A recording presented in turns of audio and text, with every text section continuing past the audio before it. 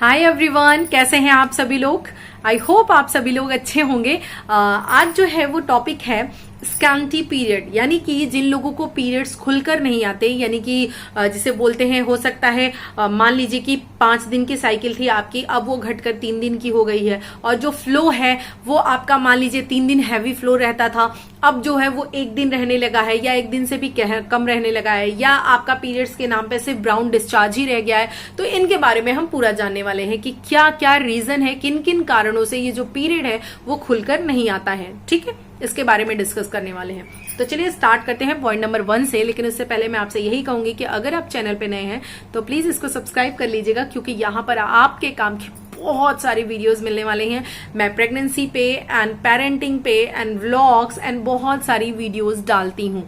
तो अगर आप मुझे फॉलो करना चाहते हैं तो प्लीज इसको सब्सक्राइब करके हमारी फैमिली का हिस्सा जरूर बन जाइएगा। चलिए स्टार्ट करते हैं। पॉइंट नंबर 1 है जो कि हमें बहुत छोटा लगता है और हम इसको बहुत कॉमन लेते हैं, लेकिन वो सबसे ज्यादा हमारी बॉडी को इफेक्ट करता है, और वो है स्ट्रेस।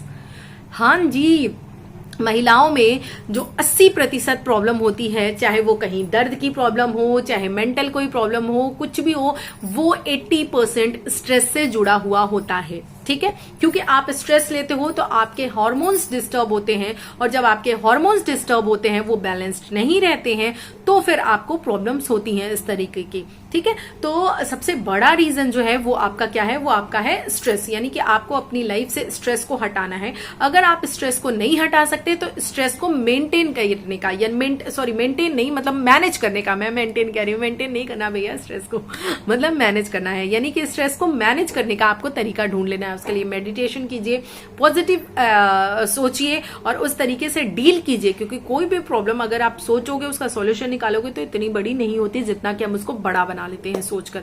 ठीक है, तो स्ट्रेस पे आपको ध्यान देना है। अगर आपको आपका स्ट्रेस लेवल बहुत ज्यादा है तो भी आपको ऐसा हो सकता है कि आपके पीरियड्स जो है वो खुलकर ना आए, पूरा जितना फ्लो नॉर्मली होना चाहिए उतना ना हो। ठीक है, सेकेंड रीजन की बात करते हैं जो कि इसी से जुड़ा हुआ है, स्ट्रेस से ही जुड़ा हुआ रीजन है पीसीओडी एंड पीसीओएस। ये बहुत तेजी से फैलने वाली बीमारी इस समय हो गई है। जिस तरह से डायबिटीज के केसेस बहुत ज्यादा बढ़ रहे हैं, उसी तरह लेडीज में पीसीओएस एंड पीसीओडी की प्रॉब्लम बहुत ज्यादा हो रही है। और पीसीओएस एंड पीसीओडी मैं आपको बता दूं, ये एक लाइफ स्टाइल रिलेटेड प्रॉब्लम है, यानी कि हम किस तरह से रह रहे हैं, क्या सोच रहे हैं, क्या खा रहे हैं, कब सो रहे हैं, कब उठ रहे हैं, इन सारी चीजों से ये रिलेटेड होती है। ठीक है, क्योंकि हम टेंशन लेते हैं, सोचते हैं, हमारा खाना पीना, हमारी जो पूरी लाइफ स्टाइल है, हम एक्सरसाइज कर रहे हैं या नहीं कर रहे हैं, उससे रिलेटेड होते हैं हमारे हार्मोन्स। और जब हमारे हार्मोन्स डिस्टर्ब होते हैं तो ही हमें ये प्रॉब्लम होती है। और मैं बार बार कहती हूं कि इन केसेस में आपको दवा से ज्यादा आपको खुद अपने अंदर चेंज करना है। आपको कोई भी दवा तब तक पूरा 100% फायदा नहीं करेगी जब तक आप अपने अंदर चेंज नहीं लाओगे,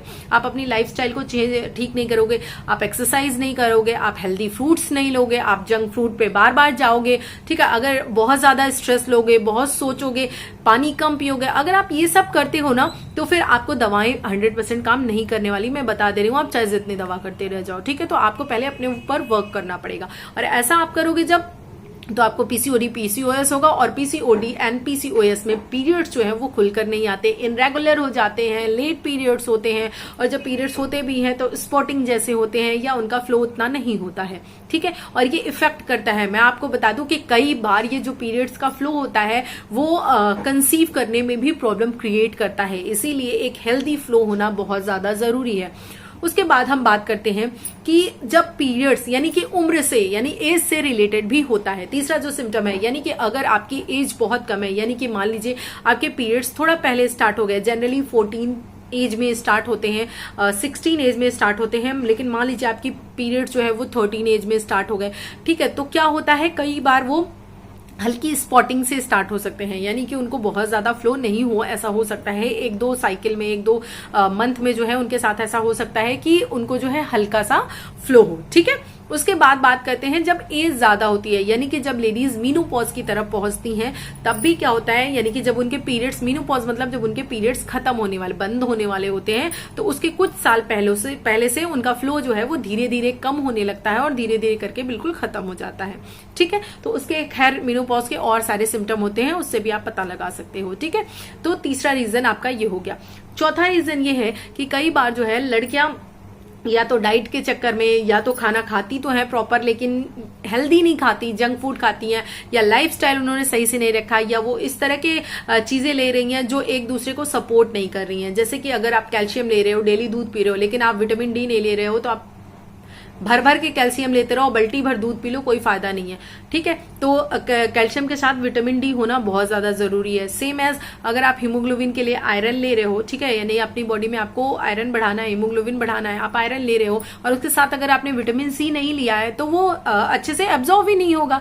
तो इसीलिए आपको वो जो है एक तरह से उसको भी ध्यान रखना है कि कॉम्बिनेशन में कैसे लेना है किन चीजों को। ठीक है, तो कई बार क्या होता है, जो लड़कियां होती हैं वो अंडर वेट होती हैं, यानी कि उनका वेट जितना होना चाहिए उनकी एज के अकॉर्डिंग, उनकी हाइट के अकॉर्डिंग उतना होता नहीं है, उससे बहुत कम होता है। तो जब अंडर वेट लड़कियां होती हैं तो भी उनके पीरियड्स जो है वो ठीक से नहीं आते, इनरेगुलर होते हैं और उनका जो फ्लो है वो कम होता चला जाता है, क्योंकि उनकी बॉडी में आयरन की उतनी अच्छी मात्रा होती नहीं है। ठीक है, यानी कि एच भी अच्छा नहीं होता है, तो इस वजह से ऐसी प्रॉब्लम आती है।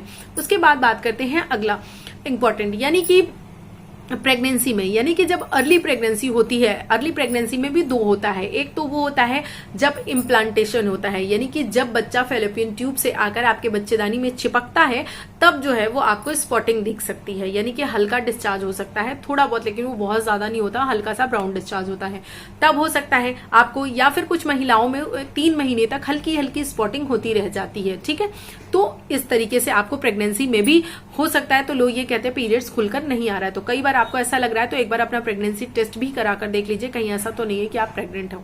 ठीक है, क्योंकि कई बार ऐसा होता है महिलाओं को पता ही नहीं होता है और उनको हल्के हल्के से पीरियड्स आ रहे होते हैं, और 3 महीने बाद या 4 महीने बाद जब उनको लगता है या उनका पेट निकलता है या कुछ ऐसा और सिम्टम उनको लगता है, वो टेस्ट कराते हैं, तब पता चलता है कि वो प्रेग्नेंट है। ऐसा कई बार होता है, तो इसीलिए अगर ऐसा है आपके साथ तो एक बार जरूर टेस्ट कराइए। ठीक है, उसके बाद अगर हम बात करें कि जब महिला जो है वो बेबी को डिलीवर करती है एंड ब्रेस्ट फीड करवाती है, तो ब्रेस्ट फीडिंग के समय, क्योंकि जो डिलीवरी के बाद डिस्चार्ज होता है वो थोड़े लंबे टाइम तक के लिए होता है, वो डिफरेंट होता है। तो अगर लंबे टाइम तक होता है तो उसके बाद जनरली काफी दिन तक पीरियड्स नहीं आते हैं, और आते भी हैं तो वो उतने फ्लो के साथ नहीं आते हैं। तो ये भी आपका एक रीजन होता है, क्या, ब्रेस्ट फीडिंग। अगर महिला ब्रेस्ट फीडिंग करा रही है तो भी ऐसा हो सकता है कि उसके जो पीरियड्स हैं वो खुलकर ना आए। अगला जो है थायराइड जो है वो भी 2 तरीके का होता है। थायराइड एक तो वो होता है जिसमें लोग मोटे हो जाते हैं, ठीक है, और दूसरा होता है जिसमें लोग पतले होते हैं। तो जो पतला होने वाला थायराइड होता है, जिसमें लोग पतले होते हैं, उसमें भी क्या होता है, पीरियड्स लेट आने की टेंडेंसी होती है। यानी कि उनमें भी क्या होता है, पीरियड्स लेट आते हैं, एंड पीरियड्स जो है वो जिसे बोलते हैं खुल कर नहीं आते, यानी कि इनरेगुलर पीरियड्स की भी प्रॉब्लम होती है। पीरियड्स प्रॉब्लम जो होता है वो होता है साथ में, यानी कि समय पे नहीं आते, और आते भी हैं तो उनका फ्लो ठीक नहीं होता। तो ये सारे जो है वो रीजन आपको देखने के लिए मिलते हैं पीरियड्स लेट होने के। कई बार हम क्या होता है जो है अपना लाइफस्टाइल ठीक से नहीं रखते हैं, यानी कि कई बार हमने बहुत गर्म चीजें ले ली हैं, बहुत गर्म चीजें खा ली हैं, या अपना लाइफस्टाइल सही से नहीं रखा, बहुत ज्यादा स्ट्रेस ले रहे हैं, तो बहुत ज्यादा कैफीन लेने पे भी क्या होता है, कई बार पीरियड्स आपके पहले आ जाते हैं, या फिर आप बहुत ज्यादा स्ट्रेस ले रहे हो तो पीरियड्स आपके बहुत लेट हो जाते हैं और बहुत हल्की स्पॉटिंग होती है। तो आपको इन सारी चीजों को ध्यान रखना है। इसमें आपका अगर एज का इशू है तो आप कुछ नहीं कर सकते, वो अपने आप नेचुरली ठीक हो जाएगा। अगर स्ट्रेस से रिलेटेड इशू है तो उसको आपको खुद ही मैनेज करना पड़ेगा, उसके लिए कोई मेडिसिन नहीं है, ठीक है। और सबसे बेस्ट यही होगा। पीसीओडी पीसीओएस की प्रॉब्लम है तो भी आपको अपनी लाइफस्टाइल में चेंज करना पड़ेगा, आपको अपने स्ट्रेस लेवल्स को जो है वो मैनेज करना सीखना पड़ेगा। आपका वेट अगर कम है तो आपको ध्यान देना होगा। अब वेट बढ़ाने के भी तरीके हैं कि ये नहीं कि उठा के आप जंक फूड बहुत ज्यादा मीठा लेने लगो, ऐसा नहीं। हेल्दी आइटम्स की तरफ जाइए, हेल्दी चीजें खाइए, ताकि आपका हेल्दी वेट गेन हो। जब हेल्दी वेट गेन होगा तो सारी प्रॉब्लम्स अपने आप ठीक हो जाएंगी। उसके बाद अगर अर्ली प्रेगनेंसी में आपके साथ ऐसा होता है तो आपको डॉक्टर के पास जाना है। यानी कि अगर सिर्फ आपको एक बार होता है पीरियड्स के आपके आसपास, यानी जो आपकी पीरियड डेट है अगर उसके आसपास ऐसा होता है तो आपको घबराने वाली बात नहीं है, तो आपको डॉक्टर के पास जाने की जरूरत नहीं है। वो इम्प्लांटेशन ब्लीडिंग हो सकती है, यानी कि जब बच्चा स्टिक कर रहा है बच्चेदानी की वॉल से। उसके अलावा अगर ब्लीडिंग हो रही है, स्पॉटिंग हो रही है दूसरे तीसरे महीने में, तो आपको डॉक्टर के पास जाना है। तो आपको डॉक्टर के पास डेफिनेटली विजिट करना है, ये जानने के लिए कि रीजन क्या है, ठीक है। आप ब्रेस्ट फीड करा रहे हो तो भी आपको घबराने की जरूरत नहीं है अगर ऐसा हो रहा है तो, ठीक है। अगर थायराइड की प्रॉब्लम है तो एक बार आप अपने डॉक्टर से कंसल्ट कर सकते हो। ये मैं आपको बता रही थी कि किस किस कंडीशन में आपको डॉक्टर के पास जाना है और किस कंडीशन में आपको नहीं जाना है, वो अपने आप मैनेज हो जाएगा।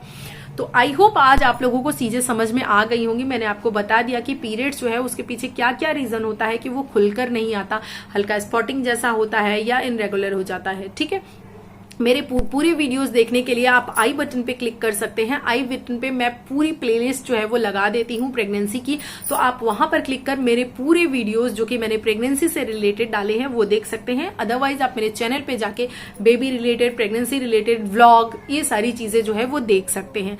ठीक है, और वीडियो अच्छा लगा हो तो इसको लाइक कीजिएगा और वीडियो को लास्ट तक देखने के लिए थैंक यू सो मच। मिलते हैं किसी अगले वीडियो में, तब तक के लिए bye bye and take care. And हाँ, जिन लोगों ने मुझे बर्थडे विश किया है उन लोगों को थैंक यू सो मच। मुझे बहुत अच्छा लगा कि आप लोगों ने बर्थडे विश किया, लेकिन हाँ शिकायत है कि आप लोग लाइव नहीं आए, मुझे थोड़ा सा अच्छा नहीं लगा था। खैर कोई बात नहीं, समय बढ़ेगा, परिवार आगे बढ़ेगा हम लोगों का, तो जरूर कुछ ना कुछ लोग ऐसे होंगे जो मेरे साथ जुड़ना चाहेंगे लाइव में। इसी आशा के साथ मैं बस डेली वीडियोस आप लोगों के लिए अपलोड करती रहती हूँ। तो चलिए मिलते हैं किसी अगले वीडियो में, तब तक के लिए bye bye and take care.